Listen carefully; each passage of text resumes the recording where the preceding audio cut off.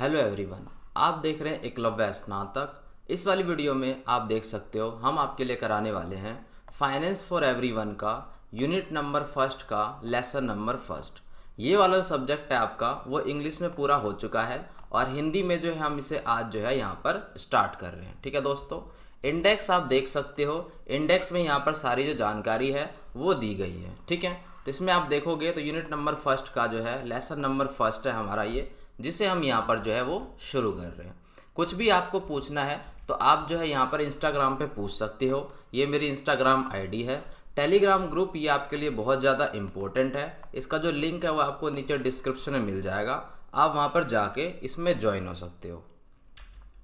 यहाँ पर हम इसको स्टार्ट करते हैं और सबसे पहले जब आप इसे देखोगे तो इसमें आपको दिखेगा यहाँ पर वित्तीय साक्षरता का अर्थ और परिभाषा बताने के लिए। ठीक है, तो इसमें हम वित्तीय साक्षरता का मतलब समझेंगे। देखिए, तो इसमें हम वित्तीय साक्षरता का यहाँ पर अर्थ समझेंगे। देखिए, जो वित्तीय साक्षरता होता है उसका मतलब होता है कि आपको यहाँ पर क्या है, फाइनेंस के बारे में आप सीखोगे, यानी कि धन के सही ढंग से उपयोग को समझने की क्षमता यहाँ पर बताई गई है। यानी कि पैसे को कैसे मैनेज करते हैं, आप कैसे पैसे को मैनेज कर सकते हो और सही से पैसे को मैनेज करने पर हमें बहुत ज़्यादा फ़ायदा मिलता है। और अगर आप सही से पैसे को मैनेज नहीं करते तो हमें यहाँ पर बहुत ज़्यादा जो नुकसान है वो देखने को मिलता है। ठीक है, तो दूसरे शब्दों में इसका मतलब है कि किसी व्यक्ति में मौजूद कुछ कौशल, यानी कि ये आपको फाइनेंस की नॉलेज तथा ज्ञान से, जिसके बल पर आप क्या कर सकते हो, बहुत सोच समझकर फैसले ले सकते हो। देखिए दोस्तों, फाइनेंस की नॉलेज होना बहुत ज़्यादा ज़रूरी है। ऐसा नहीं कह रहा मैं आपको कि आपको बहुत ज़्यादा फाइनेंस की नॉलेज होनी चाहिए, लेकिन आपको बेसिक फाइनेंस की नॉलेज जो है वो होनी चाहिए। ठीक है दोस्तों, तो वही यहाँ पर बताया गया है कि वित्तीय साक्षरता बहुत ज़्यादा ज़रूरी है। अगर आप उसका यहाँ पर अच्छे से जो है निर्णय लोगे, सोच समझकर प्रभावशाली यहाँ पर निर्णय लोगे तो आपके लिए बहुत ज़्यादा अच्छा रहेगा। ठीक है, यहाँ पर एक और इम्पोर्टेंट बात बताई गई है कि विभिन्न देशों में वित्तीय साक्षरता की स्थिति अलग अलग है। ठीक है दोस्तों, ये बहुत इंपॉर्टेंट है। देखिए, अपने भारत को लेकर यहाँ पर वित्तीय साक्षरता अलग है, जो डेवलप्ड देश है उसको लेकर यहाँ पर वित्तीय साक्षरता वहाँ पर अलग अलग है। दोनों जगह अलग अलग होती है। देश छोड़िए, जो एक बंदा होता है उस बंदे की भी यहाँ पर जो प्लानिंग होती है, जो फाइनेंस की जो बजटिंग होती है वो अलग अलग होती है। एक बंदा है, मान के चलिए वो यहाँ पर जॉब कर रहा है और दूसरा बंदा है यहाँ पर जो बिजनेस कर रहा है, तो दोनों के बीच भी यहाँ पर जो फाइनेंस की जो बातचीत होगी, जो गोल्स इसके लिए होंगे वो आपके लिए नहीं होंगे, जो आपके लिए होंगे वो इनके लिए नहीं होंगे। यानी दोनों के लिए यहाँ पर क्या है, अलग अलग जो बातचीत है वो यहाँ पर होगी। ठीक है, तो इसी के यहाँ पर जो है विस्तार से हम सारी जो चीज़ें हैं वो देखने वाले हैं। देखिए, कई बार ऐसा देखने को मिलता है कि हमारे जो खर्चे हैं वो ज़्यादा हो जाते हैं जिस समय हमारे पास ज़्यादा पैसे होते हैं। यानी कि जिस समय यहाँ पर हमारे पास सैलरी आती है, मान के चलिए आपकी जो सैलरी है वो 1 तारीख को आती है, तो आपके खर्चे क्या है, अचानक से बहुत ज़्यादा बढ़ जाएंगे और आप जो बहुत सारी चीज़ें हैं वो यहाँ पर जो खरीदोगे और महीने के अंत तक क्या है, हमारे लिए जो पैसे हैं वो कम पड़ जाते हैं।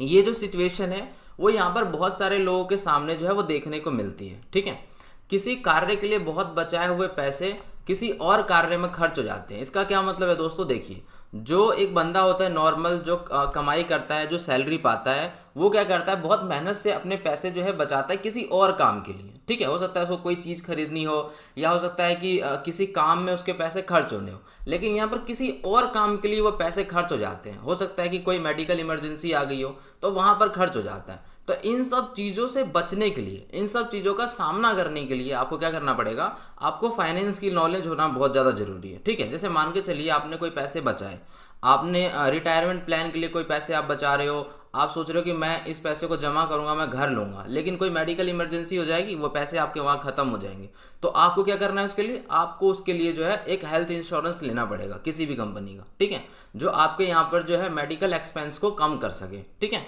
तो यही सारी बातें यहाँ पर बताई गई है। अलग अलग टॉपिक होंगे, बहुत इंटरेस्टिंग है, उसे आप यहाँ पर जानोगे। ठीक है, तो हम अपनी आय को यानी कि इनकम को, हम अपने व्यय को यानी कि एक्सपेंस को कैसे संतुलित रख सकते हैं, यही हमें यहाँ पर वित्तीय कौशल को जो है समझना बहुत ज़्यादा ज़रूरी है। और अगर हम अपने जो फाइनेंस की नॉलेज को स्ट्रॉन्ग कर लेते हैं तो हम ये सारी चीज़ें जो है बहुत अच्छे से समझ पाएंगे। वित्तीय साक्षरता व्यक्तिगत वित्तीय प्रबंधन, बजट बनाना, बचत और इन सभी अलग अलग वित्तीय कौशल को यहाँ पर से जो है हमें पता चलता है, ठीक है। और जो हमारी क्षमता है वो यहाँ पर जो है वो मजबूत होती है, ठीक है। अब हम यहाँ पर बात करते हैं कि वित्तीय साक्षरता का हमारे जीवन पर क्या प्रभाव है। देखिए, जो वित्तीय साक्षरता, आप फाइनेंस की जो नॉलेज लोगे तो वो फाइनेंस की नॉलेज हमारे जीवन पर क्या असर डालती है, वो सारी चीज़ें यहाँ पर जो है हमें पता चलता है। देखिए, सबसे पहले अपनी आय और व्यय को पहचानें। देखिए, आप जो भी खर्चा करते हो, आपकी जितनी सैलरी आती है पहले उसे लिखिए, आप जो भी खर्चा करते हो उसे लिखिए, ठीक है। तो जब आप अपने एक्सपेंस को वो करोगे, आप जो है ट्रैक करोगे, आपको पता चलेगा कि आप कहाँ खर्चा कर रहे हो, तो आप उसके हिसाब से यहाँ पर जो है बजट बनाओगे, जो कि यहाँ पर बहुत महत्वपूर्ण कदम है फाइनेंस के लिए। आप समझ सकते हो, बेसिक के लिए ये पहला कदम है कि अपने यहाँ पर जो है आय को समझो और व्यय को समझो, यानी कि आपकी कितनी सैलरी आ रही है और आप कितना खर्च कर रहे हो।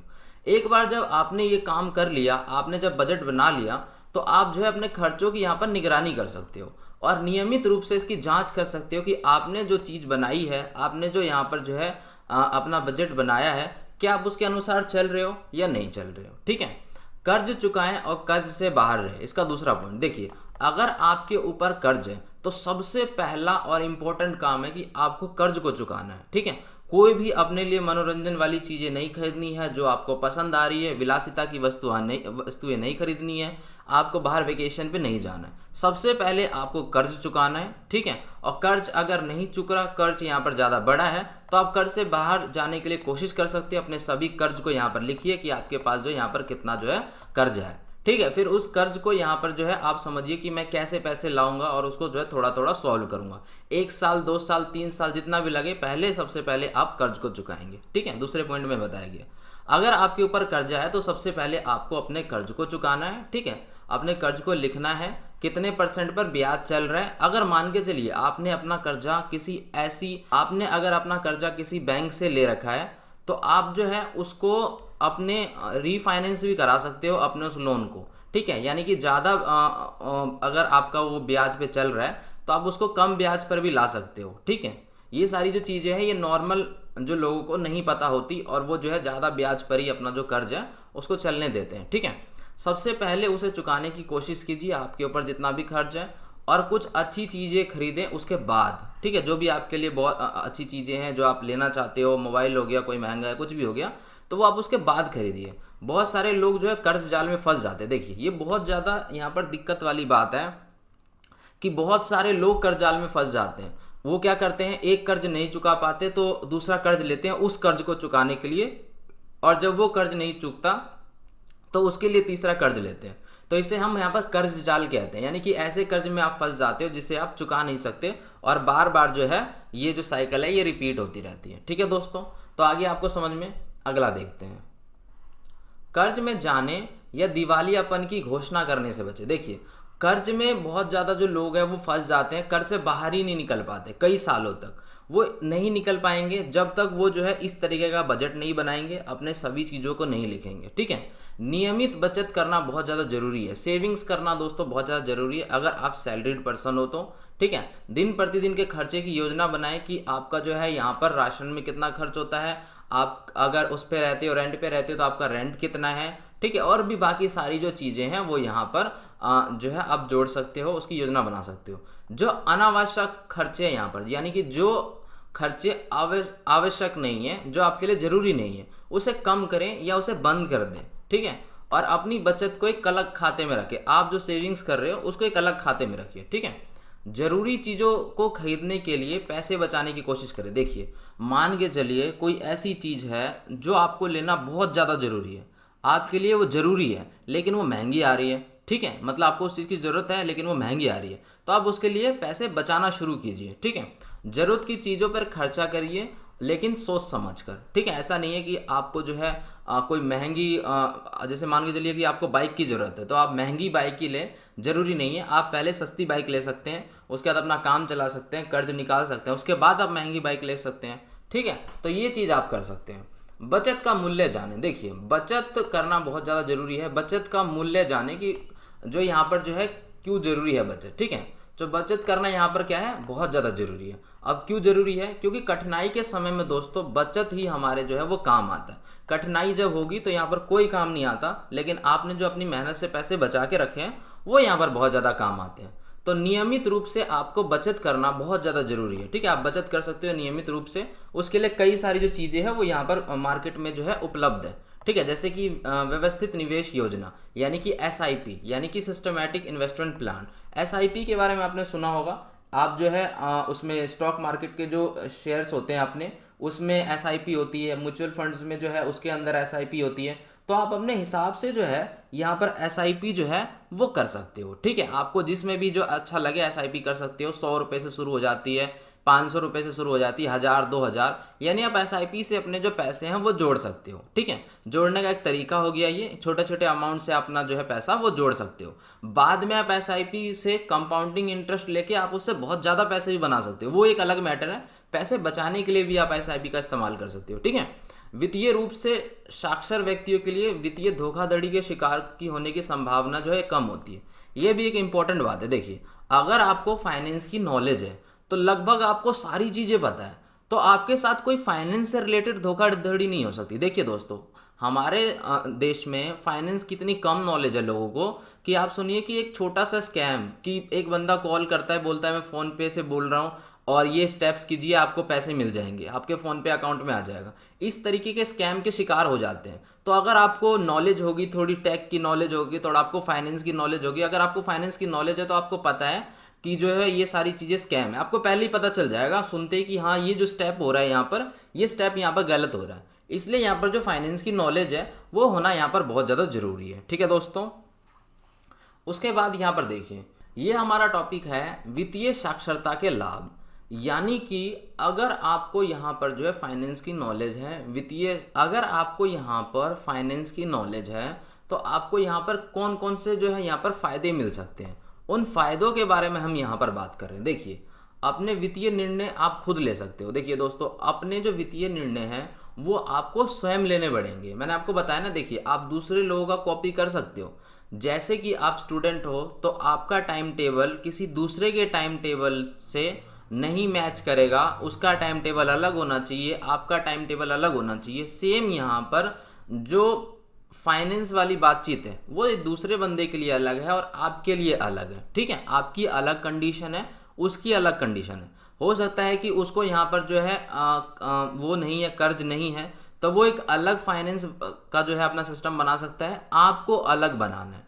हो सकता है कि कोई बंदा जो है 22 साल का है तो वो जो है वो शेयर मार्केट में ज़्यादा इन्वेस्ट करे क्योंकि वो रिस्क ले सकता है, अभी वो छोटा है। और कोई है जो 30-35 साल का है, जिसकी फैमिली है, उसके ऊपर डिपेंडेंट है पूरी, तो वो ज़्यादा शेयर मार्केट में इन्वेस्ट ना करे क्योंकि उनको अपने पैसे बचाने हैं।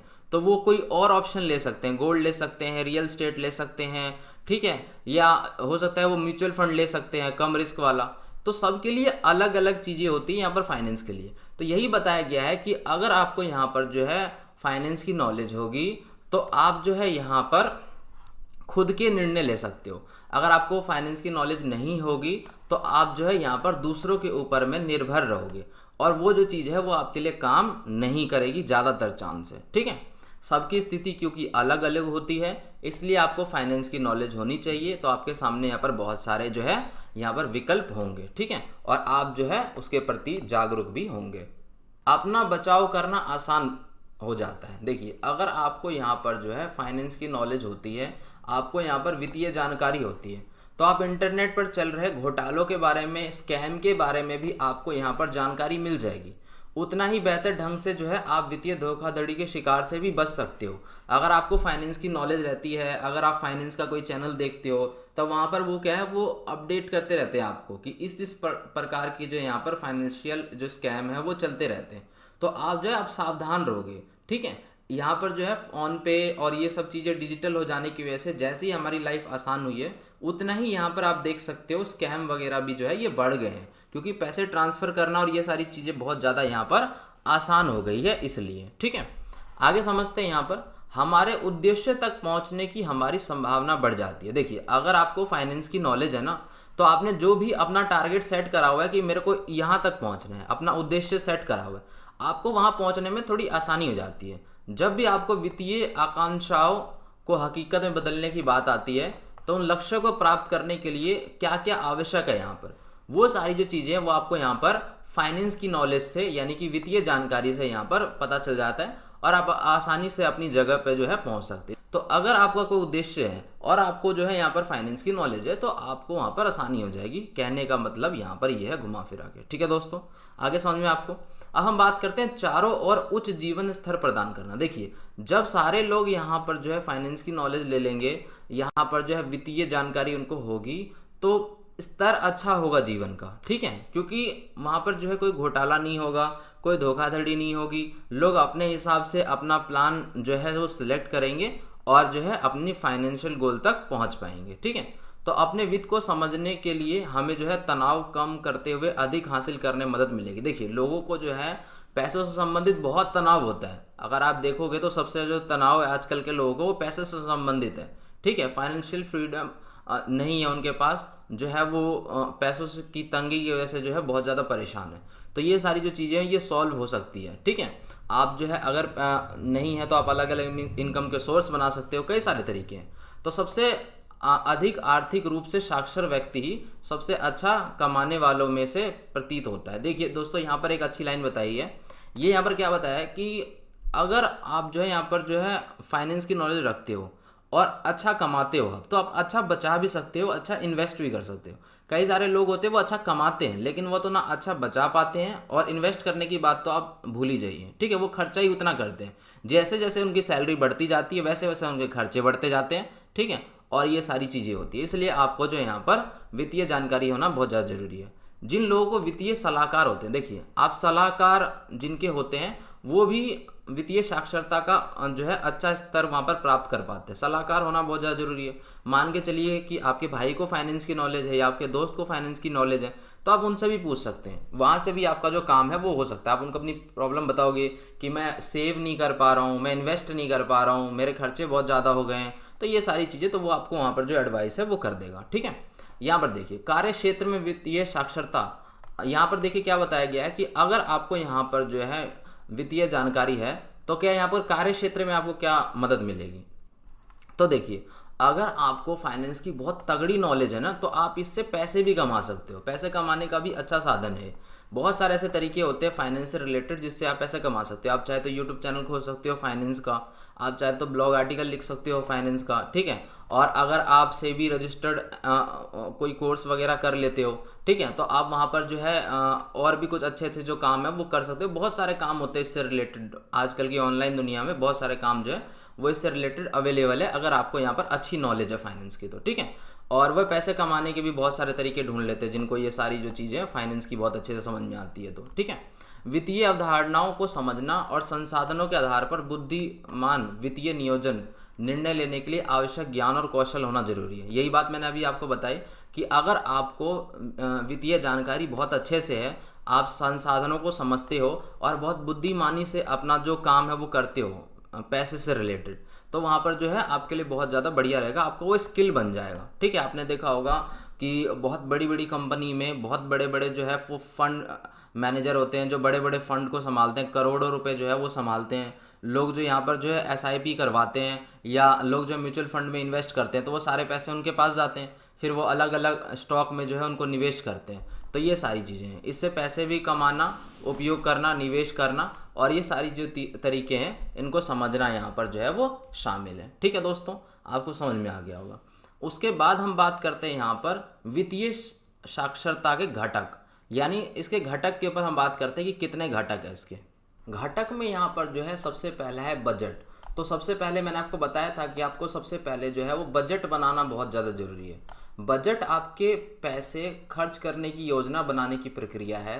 इसमें अपने व्यय को जो है यहाँ पर लिखते हो कि आप जो कितना पैसा यहाँ पर जो खर्च कर रहे हो और कितनी आपकी आय आ रही है। ठीक है, उन सब चीज़ों को आप लिखते हो। देखिए, सबका बजट अलग अलग होता है, मैंने आपको पहले ही बताया था। ठीक है, बजट बनाना केवल आपके खर्चों को आपकी आय के साथ संतुलित करना है। बजट बनाते समय आप ध्यान रखना कि आप अपने खर्चे को और अपनी आय को संतुलित करें, यानी आपकी जितनी आय है आप उससे कम खर्चा करें कि सेविंग्स भी हो जाए और थोड़ी बहुत इन्वेस्टिंग भी हो जाए। और मान के चलिए अगर आपके पास कर्ज है तो ये सारा पैसा जो है इसमें से अपनी नीड्स को पूरा करने के बाद जो सारा पैसा है वो आपको यहाँ पर कर्ज चुकाने में जाना है, उसके बाद ये सारी चीज़ें आएंगी। ठीक है, समझ में आ गया आपको यहाँ पर। उसके बाद हम बात करते हैं यहाँ पर जमा पूंजी। जमा पूंजी क्या होता है दोस्तों, यानी कि आपने सुना होगा जमा पूंजी का मतलब होता है कि आपने पैसे जमा करके रखे हैं जो फ्यूचर में आपके काम आने वाले हैं, वर्तमान में आप उसको खर्च नहीं करोगे, ठीक है। तो बचत आय का वह भाग होता है, यानी कि यहाँ पर आपकी इनकम का वह भाग होता है जो वर्तमान खर्चों पर इसको जो है यहाँ पर खर्च नहीं किया जाता। दूसरे शब्दों में आपको भविष्य के लिए उसका इस्तेमाल करना है और उसको अलग रख देना है, वो वाले पैसे होते हैं वो, यानी कि आप उसे तुरंत खर्च नहीं करोगे, ठीक है। अपने व्यय पर नज़र रखें, आप अपने खर्चों पर नज़र रखें दोस्तों, ये बहुत ज़्यादा इंपॉर्टेंट है। बहुत सारे जो लोग हैं वो बहुत ज़्यादा खर्चा कर देते हैं, तो व्यक्ति पैसे बचाने में सक्षम हो पाएगा तभी जब वो यहाँ पर सारी जो चीज़ें हैं वो समझेगा, ठीक है।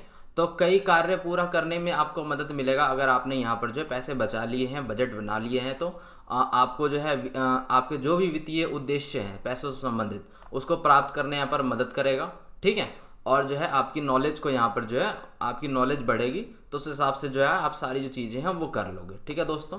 अगर कोई इमरजेंसी का समय आता है तो उस समय भी जो आपके ये पैसे हैं जो बचाए हुए वो आपके यहाँ पर काम आएंगे, ठीक है दोस्तों।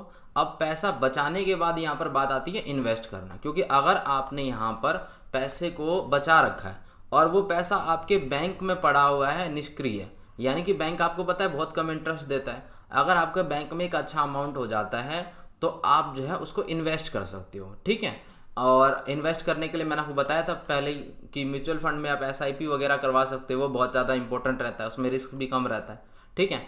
तो वो करवा सकते हो आप, और कुछ वित्तीय साधनों की और जानकारी आप ले सकते हो और उसके बारे में जो है और निवेश कर सकते हो, ठीक है। निवेश करते समय आपको ध्यान रखना है कि भविष्य की सुरक्षा और खुशी के लिए यहाँ पर जो है धन बनाने और बढ़ाने में सहायता कर सकता है। देखिए जो निवेश होगा ना वो आपका, उसका सीधा सीधा सा यही मतलब है कि भविष्य में आपके वो पैसा काम आएगा और आपकी खुशियों में उसका एक बहुत बड़ा हाथ होगा, ठीक है। निवेश करके आप जो है यहाँ पर पैसे बना सकते हो। निवेश करने के लिए बहुत सारे जो फंड है वो यहाँ पर जो है उपलब्ध है। रिटायरमेंट के लिए भी आप जो अपने पैसे हैं वो बचा सकते हो, जो आपको यहाँ पर बाद में जो है वो काम आएंगे, ठीक है। कुछ लोकप्रिय यहाँ पर निवेश करने के तरीके हैं, जैसे आप स्टॉक में निवेश कर सकते हो, ठीक है। यहाँ पर जो है स्टॉक इक्विटी ये सेम ही होता है, ठीक है। आप स्टॉक में जो है इन्वेस्ट कर सकते हो, और रियल स्टेट में यानी कि आप जो है कुछ ज़मीन ले सकते हो। म्यूचुअल फंड मैंने आपको बताया था, म्यूचुअल फंड क्या होता है, म्यूचुअल फंड में सारे जो लोग हैं वो अपना ऐसे मान के चलिए आप 500 रुपये डाल रहे हो, कोई 500 रुपये डाल रहा है, कोई 500 रुपये डाल रहा है, और ये सारे जो पैसे हैं ये फंड मैनेजर के पास पहुंच जाते हैं और फंड मैनेजर उनको एक अच्छी अच्छी कंपनियों में इन्वेस्ट करता है, जैसे कि रिलायंस इंडस्ट्रीज़ में कर दिया, ठीक है। और भी अच्छी अच्छी जो कंपनियां हैं उस कंपनियों में वो इन्वेस्ट करता है, ठीक है। डिपेंड करता है कि आपका जो वो म्यूचुअल फंड है वो किस कैटेगरी का है, ठीक है। उसमें बड़ी बड़ी कंपनियों में इन्वेस्ट कर रहा है, छोटी कंपनियों में इन्वेस्ट कर रहा है, या US के स्टॉक में इन्वेस्ट कर रहा है, वो आपकी म्यूचुअल फंड के टाइप के ऊपर डिपेंड करता है। और आपके वहाँ पर जो है कुछ फंड मैनेजर होते हैं, तो ये सारी चीज़ें होती हैं, ठीक है। और कई सारी योजनाएं, आप चाहे तो गोल्ड में भी इन्वेस्ट कर सकते हैं। अगर आप गोल्ड का इतिहास उठा के देखोगे तो गोल्ड ने भी यहाँ पर जो है पिछले कुछ सालों में अच्छा रिटर्न जो है यहाँ पर कमा के दिया है, ठीक है। तो बहुत सारे तरीके होते हैं इन्वेस्ट करने के। यहाँ पर देखिए, अब हम यहाँ पर बात करते हैं ऋण की। देखिए ऋण के बारे में हम सब जानते हैं दोस्तों, जो कर्ज होता है, जो ऋण होता है, जो लोन जो बहुत सारे जो लोग हैं वो लेते हैं, तो आमतौर पे आपने देखा होगा ऋण का मतलब क्या होता है, एक पार्टी द्वारा दूसरे पार्टी को यहाँ पर जो है पैसे जो हैं वो दिए देते हैं, ठीक है। देखिए यहाँ पर जो है ऋण कई टाइप के हो सकते हैं आपके यहाँ पर, ठीक है। हो सकता है आपने बैंक से पैसे लिए हो सकता है आपने किसी बंदे से पैसे लिए हो, पुराने समय में साहूकार से पैसे लेते थे, हो सकता है आपके एरिया में कोई बंदा है जो पैसे देता है। तो ये सब जो चीज़ें होती है बहुत हाई इंटरेस्ट पे होती है, ठीक है। आपको अगर आप लोन ले भी रहे हो तो आप बैंक से लेना यहाँ पर जो है वो करिए कि आप बैंक से ले, ठीक है। बैंक के कुछ यहाँ पर शर्तें होते हैं, सो पूरा कीजिए, जैसे ITR भरिए, क्रेडिट स्कोर ठीक रखिए, ये सारी चीज़ें करिए, ठीक है। आजकल बहुत ज़्यादा ट्रेंड में चल रहा है क्रेडिट कार्ड, ठीक है। क्रेडिट कार्ड दोस्तों बहुत बड़ा यहाँ पर जो ऋण है वो हो सकता है। क्रेडिट कार्ड से आपको जो है बच के रहना है, बहुत सारी कंपनियाँ आपको क्रेडिट कार्ड देगी, और अगर आपका क्रेडिट कार्ड है तो क्रेडिट कार्ड का इस्तेमाल बहुत अच्छे से कीजिए। सारे नियम जो है क्रेडिट कार्ड के वो पढ़िए कि आपका क्रेडिट कार्ड कैसा है, मंथली उसकी जो है एनुअली कितनी फ़ीस लगती है, ठीक है। और वो जो आपका क्रेडिट कार्ड है वो किस टाइप का है, अगर आप ज़्यादा शॉपिंग करते हो तो शॉपिंग करने वाला क्रेडिट कार्ड लीजिए, फ्यूल भरवाते हो तो फ्यूल भरवाने वाला क्रेडिट कार्ड लीजिए, ठीक है। क्रेडिट कार्ड में बहुत सावधानी आपको जो है वो बरतनी है, ठीक है। और उसके बाद जो है उसके उधार लेने की बहुत सारी जो चीज़ें हैं वो यहाँ पर शामिल है, जिससे कोई ना कोई यहाँ पर आप सब देखोगे लगभग तो वो जो है वो यहाँ पर ऋण जाल में फंसा पड़ा है और उसको जो है पैसे किसी ना किसी के यहाँ पर पैसे जो है वो देने हैं। ठीक है, तो प्रत्येक ऋण एक बुरा ऋण नहीं होता। यहाँ पर एक और दोस्तों इंपॉर्टेंट बात बताई गई है कि सारे जो यहाँ पर ऋण हैं वो बुरे ऋण नहीं होते। बहुत सारे लोग होते हैं जो यहाँ पर पैसे बैंक पर लोन पर लेकर भी पैसे बना रहे हैं, तो वो एक अच्छा ऋण होता है। और बुरा ऋण वो ऋण होता है जो आप फालतू की चीज़ें खरीद रहे हो। जैसे मान के चलिए आपने आईफोन खरीद लिया, जबकि आपका काम जो है 10,000 20,000 वाले फ़ोन से भी हो सकता था, लेकिन आपने उसके लिए 10 गुना ज़्यादा पैसे पे किए, तो वो एक गलत चीज़ है, वो एक बुरा ऋण है। आपने उस आईफोन को यहाँ पर ईएमआई पे लिया, तो वो एक बुरा ऋण है। लेकिन अगर आपकी ज़रूरत की कोई चीज़ है, उसे पूरा किया आपने, तो वो एक अच्छा ऋण है। और अगर आप उस पैसे लेकर बैंक से और आप उससे और ज़्यादा पैसे बना रहे हो, तो ये तो बहुत अच्छा ऋण है। ठीक है दोस्तों, तो आपको इन दोनों के बीच में अंतर पता होना चाहिए। किसी भी बुरे और अच्छे ऋण के बीच में आपको अंतर पता होना चाहिए। मैंने आपको बता दिया अच्छा ऋण कौन सा होता है, बुरा ऋण कौन सा होता है। ठीक है, दैनिक जीवन में अगर कोई आवश्यकता के लिए आप पैसे उधार ले रहे हो, तो वो अच्छा ऋण माना जाता है, ठीक ठाक माना जाता है। और उसमें किसी मान के चलिए कि वो आवश्यकता हो सकता है, आपकी शिक्षा हो सकता है, कोई घर हो सकता है, ठीक है, कोई गाड़ी वगैरह हो सकती है जिसकी आपको बहुत ज़्यादा नीड है, तो वो ठीक है। लेकिन अगर वो चीज़ आपकी आवश्यकता की नहीं है और फिर भी आप उसको ले रहे हो, क्रेडिट कार्ड पे ले रहे हो, आप इंटरेस्ट भर रहे हो, तो वो आपके लिए अच्छा नहीं है। और क्रेडिट कार्ड जो है बहुत ज़्यादा चलन में चल रहा है। जैसे कि मैंने आपको बताया, क्रेडिट कार्ड का उपयोग करना जो है यहाँ पर थोड़ा सा मुश्किल है, उसके सारी चीज़ों को समझना होता है। ठीक है, और उससे लोग क्या करते हैं, ऐसी वस्तुएं खरीदते हैं जो उनके काम की नहीं है। ऐसी वस्तुओं को यहाँ पर बुरा ऋण जो है वो माना जाता है, क्योंकि क्रेडिट कार्ड भी आपका एक लोन ही है। वो आपको क्रेडिट लिमिट प्रोवाइड कर दी जाती है और आप जब चाहो जो है उससे शॉपिंग कर सकते हो। फिर आप क्रेडिट जो जहाँ पर आप चेक करते हो वहाँ पर आप देखोगे तो आपको वहाँ पर क्रेडिट कार्ड का भी एक लोन जो है वो चल रहा होगा। और अगर आपने उस पर टाइमली पेमेंट नहीं किया तो आपको वहाँ पर इंटरेस्ट चालू हो जाएगा, और कहीं आपने जो वो पेमेंट डिले किया तो आपको बहुत ज़्यादा इंटरेस्ट देना पड़ेगा। तो ये सारी चीज़ें होती है। अत्यधिक खर्च करने से आपको बचना चाहिए। बहुत ज़्यादा आपको खर्च नहीं करना है, आपको वहीं खर्च करना है जहाँ पर ज़रूरत हो, नहीं तो आप आर्थिक जाल में यहाँ पर जो है फंस सकते हो। ठीक है, बुरे ऋणों को इकट्ठा करने से बचें। ऐसे ऋण ना इकट्ठा करें जो बुरे हैं, जो आपके काम के नहीं थे लेकिन फिर भी आपने उन्हें बना लिया। ठीक है, व्यक्ति को हमेशा प्रयास करना चाहिए कि वह बुरे ऋण से बच के रहे। ठीक है दोस्तों, समझ में आ गया आपको। अब यहाँ पर एक दूसरे टॉपिक की बात करते हैं हम, जो कि हमारा शिक्षा का स्तर, इसे समझते हैं। तो यहाँ पर देखिए, शिक्षा के स्तर में यहाँ पर सबसे पहला जो पॉइंट है वो है हमारा जमा राशि, यानी कि यहाँ पर पैसे को आपको जमा करके रखने हैं। वित्तीय ज्ञान प्राप्त करने के लिए बैंक खाता खोलना सबसे पहला कदम यहाँ पर माना जाता है। देखिए, आप जो यहाँ पर पैसे से रिलेटेड चीज़ों को सीख रहे हो, तो आपको जो यहाँ पर एक आपके हिसाब से बैंक अकाउंट खोलना बहुत ज़्यादा ज़रूरी है। आप ये समझिए कि आपको कौन से बैंक अकाउंट की यहाँ पर जो है ज़रूरत है। आप सेविंग अकाउंट खोलोगे, करंट अकाउंट खोलोगे, ठीक है, वो आपके हिसाब से जो है यहाँ पर आपको चुनना होता है। पैसे आपके आते ही, ज़्यादातर लोगों का अकाउंट जो है सेविंग अकाउंट में होता है। ठीक है, तो यहाँ पर आपकी सैलरी आते ही, आपके तनख्वाह मिलते ही डायरेक्ट डिपॉजिट सेट करें और पैसे को सुरक्षित करें। देखिए दोस्तों, सबसे पहले पैसे आते ही सबसे पहले जो लोगों का काम होता है वो होता है पैसे को खर्च करना। लेकिन आप सबसे पहला काम कीजिए पैसे को यहाँ पर सेट करना, पैसे को पहले यहाँ पर बचा के रखना। ठीक है, और आने वाले समय में अगर आपकी कोई ईएमआई चल रही है, आपको किसी चीज़ का भुगतान करना है, तो आप जो है उसमें आपको जो है यहाँ पर मदद मिलेगी। उसके बाद जो है आप यहाँ पर बजट बना सकते हो। बजट बनाने की बात अभी तक हमने कर ली है। बजट बनाना बहुत ज़्यादा ज़रूरी है। ठीक है, आपकी जो रणनीति आप जो स्टार्ट कर रहे हो पैसे से संबंधित, उसके लिए जो है सबसे ज़्यादा ज़रूरी है कि आप बजट बनाएं। आप अपने खर्चे को पहचानें कि आपका खर्चा जो है वो किस तरीके का है। ठीक है, आप जब अपने खर्चों को पहचान लोगे, जब आप अपनी इनकम को पहचान लोगे कि आपकी कितनी इनकम आ रही है, आपको कितना खर्च करना चाहिए, आपको कितना इन्वेस्ट करना चाहिए, कितना सेव करना चाहिए, अगर आपको ये सारी चीज़ें पता चल जाती है तो आपके लिए यहाँ पर बहुत बढ़िया रहेगा और फिर आपके लाइफ में वहाँ पर जो है बदलाव आ सकते हैं। ठीक है, तो ये सारी जो चीज़ें हैं ये यहाँ पर हो सकता है। अगर मान के चलिए आपका जो बजट है, आपने जो भी बजटिंग की है वो आपके अभी के अनुसार है, मान के चलिए फ्यूचर में आपकी सैलरी बढ़ती है तो आप उसमें अपना जो बदलाव है वो भी कर सकते हो। ठीक है, आप उसमें अपना बदलाव कर सकते हो, आप ज़्यादा इन्वेस्ट कर सकते हो, ज़्यादा सेव कर सकते हो।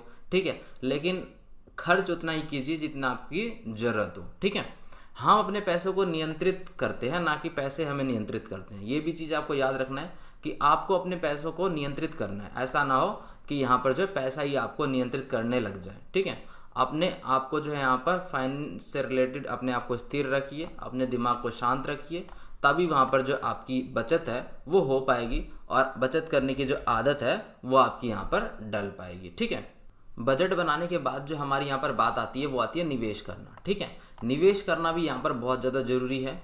आप अलग अलग तरीके, मैंने आपको बताया निवेश करने के बहुत सारे तरीके होते हैं। आप चाहो तो यहाँ पर रियल एस्टेट में कर सकते हो, स्टॉक में कर सकते हो, म्यूचुअल फंड में कर सकते हो। ठीक है, जिस हिसाब से आपके पास पैसे हैं उस हिसाब से कर सकते हो। आप चाहे तो एफडी में इन्वेस्ट कर सकते हो, आपकी यहाँ पर इच्छा है। ठीक है, तो ये यहाँ पर जो है आप जो है अगर वित्त के बारे में सीख रहे हो यहाँ पर, तो आपको बहुत ज़रूरी चीज़ों का यहाँ पर ध्यान रखना है। ठीक है, अपने आप को शिक्षित करने के लिए। ठीक है, जो भी इन्वेस्टर होते हैं, जो भी यहाँ पर पैसे इन्वेस्ट करते हैं, वो अलग अलग विषयों का ध्यान रखते हैं। देखिए, इन्वेस्टमेंट ऐसे ही नहीं होती है, सारी चीज़ें देखी जाती है। आपकी क्या एज है, आप कितना रिस्क ले सकते हो, क्या आपकी ज़्यादा एज है तो आप कम रिस्क ले सकते हो। ठीक है, म्यूचुअल फंड में कर सकते हो, कौन से म्यूचुअल फंड में कर सकते हो आप, हाई रिस्क वाले में कर सकते हो, लो रिस्क वाले में कर सकते हो, मॉडरेट में कर सकते हो। ठीक है, उसके बाद आप गोल्ड में कर सकते हो। तो ये सारी चीज़ें हैं। उसके बाद ये ध्यान रखना होता है कि आपको वहाँ पर कितना ज़्यादा जो पैसा है वो मिल रहा है। ठीक है, उसके बाद जो है आप कितना पैसा लगा रहे हो, ये भी इंपॉर्टेंट है। उसके बाद आप अलग अलग जगह पे पैसा लगा रहे हो, ये भी इंपॉर्टेंट है। डाइवर्सिफिकेशन करना, इसका मतलब होता है कि किसी एक जगह आपको सारे पैसे नहीं लगाने हैं। ठीक है, क्योंकि रिस्क होता है, क्या पता कि वहाँ पर आपको नुकसान हो जाए, इसलिए आपको अलग अलग जगह जो है वो इन्वेस्ट करना होता है। उसको हम यहाँ पर डाइवर्सिफिकेशन कहते हैं। ठीक है, उसके बाद यहाँ पर आता है कि आप जो है अपने रिस्क को कम करिए, रिस्क मैनेजमेंट कीजिए कि आप जो है अपने रिस्क को कैसे से कैसे कम कर सकते हैं। ऐसा नहीं है कि आपको बहुत ज़्यादा रिस्क में डाल देना है। ठीक है, पैसा। उसके बाद जब आप निवेश कर लेते हैं, उसके बाद आती है बात यहाँ पर टैक्स भरने की। आपको पता है जो सरकार है वो हमसे टैक्स लेती है। सभी लोगों के लिए यहाँ पर टैक्स का जो सिस्टम है वो अलग अलग बना रखा है, अलग अलग नागरिकों के लिए। ठीक है, और सैलरीड पर्सन है तो यहाँ पर अलग है। ठीक है, सबके लिए अलग है। उसके बाद आपको नॉलेज लेनी पड़ेगी टैक्स से संबंधित को, आपको क्या करना है, कैसे आईटीआर भरना है। ठीक है, और आईटीआर आप चाहे तो किसी और से ही भरवा सकते हो, सीए से भरवा सकते हो। ठीक है, तो ये सारी जो इन्फॉर्मेशन है वो आपको यहाँ पर टैक्स से लेना है कि आप कैसे यहाँ पर जो अपने पैसे हैं वो यहाँ पर बचा सकते हो। ठीक है, तो ये सारी चीज़ें हैं, ये सारी जो चीज़ें हैं यहाँ पर ये वित्तीय साक्षरता के अंतर्गत जो है ये आती है, और ये सारी चीज़ें जो है आपके लिए वो इम्पोर्टेंट है। ठीक है दोस्तों, उसके बाद यहाँ पर आता है उधार। आपको पता है उधार भी इम्पोर्टेंट है। ठीक है, उधार तो यहाँ पर इसको पहले रखना चाहिए था, क्योंकि अगर आपको यहाँ पर उधार आपने किसी से ले रखा है, किसी संगठन से ले रखा है, तो आपके लिए सबसे पहला काम होगा उधार चुकाना। ठीक है, किसी बैंक या अन्य दूसरे किसी वित्तीय संगठन से अगर आपने पैसे ले रखा है और उसको चुकाना है, तो उसमें क्या है, अधिकांश लोग अपने जीवन में कभी ना कभी दोस्तों देखिए पैसे लेना पड़ता है। उधार लेना यहाँ पर जो है कोई गलत बात नहीं है। ठीक है, हो सकता है कि आपके पास जो उधार हो वो आपने ना लिया हो, आपके पेरेंट्स ने लिया हो और आप उसे चुका रहे हो। ठीक है, तो आप उसे चुकाइए और आप जो है पूरा डायरी में लिखिए चीज़ों को। ठीक है, कि आपको कैसे कैसे आप उस पैसे को चुका सकते हो, कितना टाइम लगेगा और ये सारी चीज़ें। फिर आप जो है आगे के मनोरंजन कीजिए, कहीं घूमने जाइए, वो सारी चीज़ें बाद में आती है। ठीक है, ये सुनिश्चित करने के लिए कि उधार कैसे चुकाया जाए प्रभावी ढंग से, कैसे उसको मैनेज किया जाए, उसके ब्याज दरों को आपको समझना पड़ेगा कि उसकी कितनी ब्याज दर चल रही है। आप चाहे तो उसको अगर किसी बैंक से आपने ले रखा है और जो है आपको किसी और बैंक में उसको जो कम ब्याज लग रहा है, तो आप उसको रीफाइनेंस करा सकते हो। ठीक है, आपकी ईएमआई सारी चीज़ें कन्वर्ट हो जाएंगी, वहाँ चली जाएगी। ठीक है, आप कंपाउंडिंग इंटरेस्ट को समझिए, बहुत ज़्यादा इंपॉर्टेंट है। एसआईपी वगैरह जो हम करवाते हैं तो उसमें बहुत काम आता है, बहुत ज़्यादा फ़ायदा भी होता है इससे। और अगर आपने बहुत ज़्यादा लोन ले रखे हैं और बार बार आप लोन पे लोन ले रहे हो, तो वहाँ पर सोचिए आपको बहुत ज़्यादा नुकसान भी होगा। ठीक है, आपको जो है पैसे का जो है सही से इस्तेमाल करना है, किस समय उसको कहाँ इन्वेस्ट करना है वो सारी चीज़ें समझिए।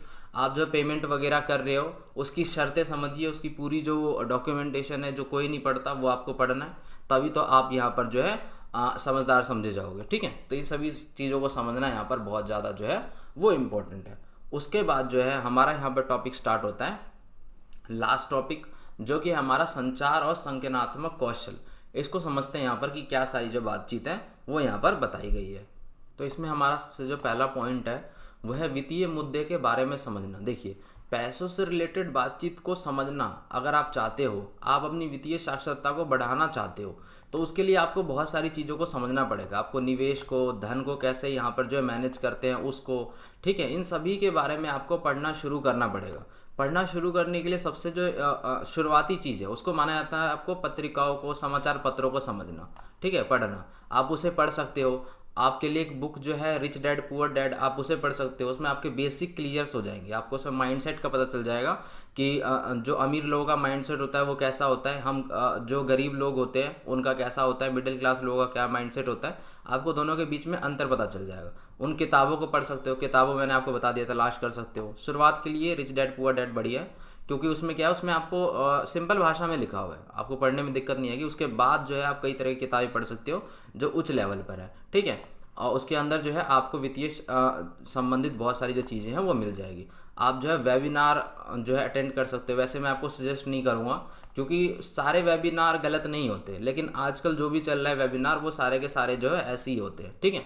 तो वेबिनार अटेंड करने से अच्छा जो है आप पॉडकास्ट सुन सकते हो लोगों का, बहुत अच्छे अच्छे जो एक्सपीरियंस लोग हैं वो जो है अपनी बातचीत बताते हैं, आप वो सुन सकते हो। ऑनलाइन भी बहुत सारी जो चीज़ें हैं वो उपलब्ध है, उनसे भी आप जो है इन वित्तीय मुद्दों के बारे में और अच्छे से समझ सकते हो, आप एक प्रो बन सकते हो, ठीक है। तो ये सारी चीज़ें।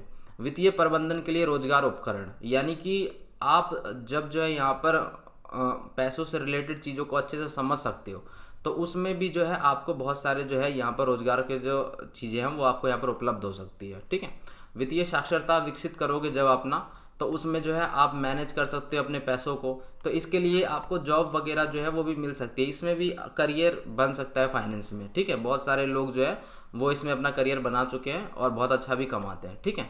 तो ये सारी चीज़ें होती है। खर्चों पर नज़र रखने के लिए ऐसी कई सेवाएं जो है वो ऑनलाइन उपलब्ध है, आप चाहे तो अपनी भी सेवाएं जो है वो दे सकते हो, ठीक है। बहुत सारे आपने यूट्यूब चैनल देखे होंगे जो कि फाइनेंस के ऊपर है, उनका पूरा चैनल फाइनेंस के ऊपर है, फाइनेंस से रिलेटेड ज्ञान देते हैं, फिर वो अपनी कुछ कोर्सेज वगैरह बेचते हैं, बहुत सारी चीज़ें हैं, ठीक है।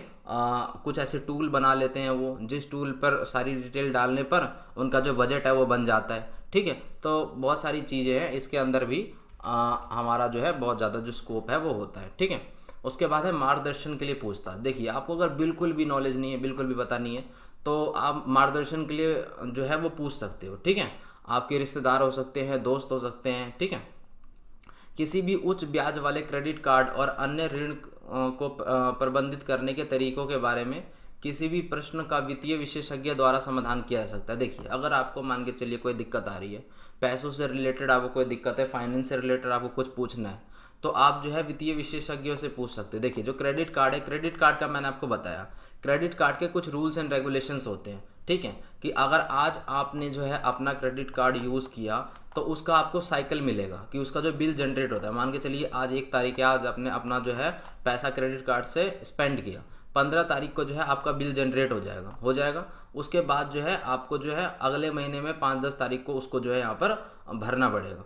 तो आप जो है आपको 30-40 दिन का समय मिलता है क्रेडिट कार्ड का बिल भरने के लिए, ठीक है।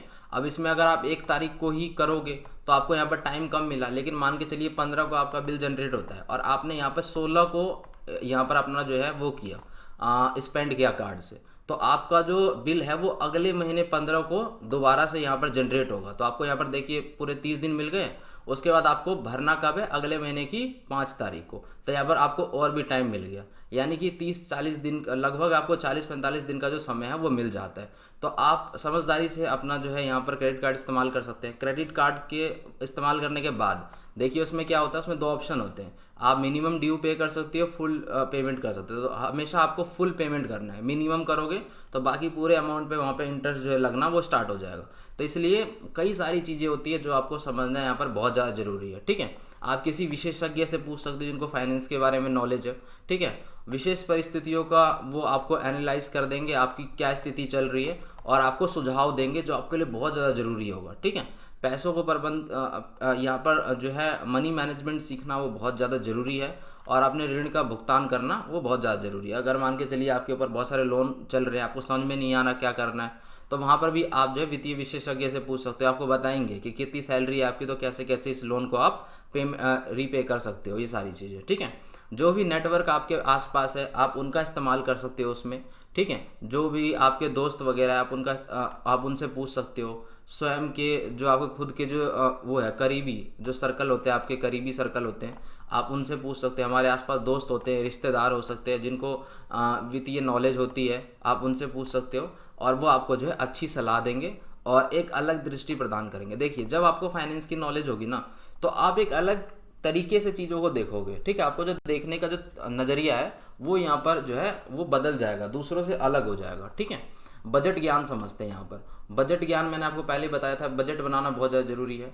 वित्तीय ज्ञान का एक महत्वपूर्ण हिस्सा है बजट बनाना, ठीक है। लोगों को बहुत दिक्कत आती है बजट बनाने में, इसलिए कई सारे ऐसे ऑनलाइन टूल भी अवेलेबल है जहाँ पर अपनी सारी डिटेल आप डालोगे, अपना उम्र डालोगे, अपनी सैलरी डालोगे, ठीक है, कौन सी जॉब करते हो आप, ये सारी चीज़ डालोगे तो आपका बजट बनकर तैयार हो जाएगा, ठीक है।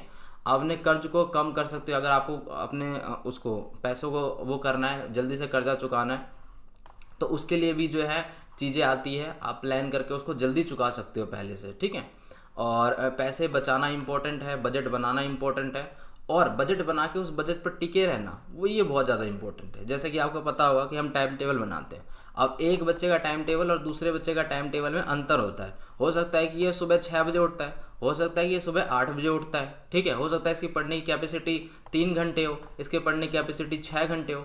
तो जैसे दोनों का टाइम टेबल अलग अलग है, वैसे यहाँ पर सबके लिए बजट भी जो है वो अलग होता है। उसके बाद जैसे यहाँ पर बजट टाइम टेबल बना के टिके रहना बहुत मुश्किल काम है, ऐसे यहाँ पर बजट बनाकर भी टिके रहना बहुत मुश्किल काम है। इसलिए बजट बनाकर टिके रहना और भविष्य में जो है अपनी योजना बनाए रखना वो यहाँ पर बहुत ज़्यादा इंपॉर्टेंट है, ठीक है दोस्तों। तो आपको समझ में आ गया होगा।